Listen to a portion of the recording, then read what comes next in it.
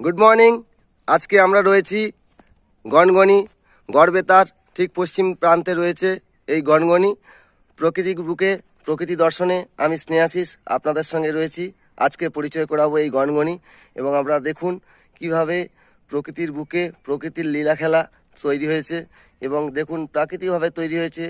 বর্ষার সময় জল পড়ে পড়ে এই যে খাদ তৈরি হয়েছে, যেটাকে আমরা গিরিখাদ হিসেবে বলি, সেই গিরিখাদ দেখুন এবং এই যে প্রাকৃতিক সৌন্দর্য, সেটা প্রত্যেককে ভালো লাগবে। আপনারা যারা শহরে বাস করেন বা বিভিন্নভাবে কাজের চাপে ঠিকভাবে নিজেকে খুলতে পারেন না, মন খুলতে পারেন না, এইখানে আসবেন, মন ভালো লাগবে এবং এখানে একদিনের পিকনিক স্পট হিসেবে এটাকে আপনারা ব্যবহার করতে পারেন।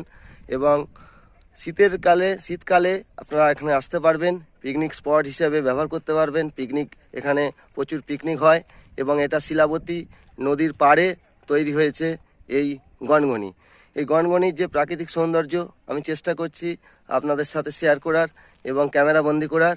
আপনারা দেখুন কিভাবে তৈরি হয়েছে এই গিরিখাদ এবং এই গিরিখাদের পাশে যে জমি রয়েছে সেই জমিতে আমরা এখন আপাতত দাঁড়িয়ে রয়েছি এবং তার সাথে সাথে আপনারা বাড়তি পাওনা হিসেবে পাবেন শালের জঙ্গল।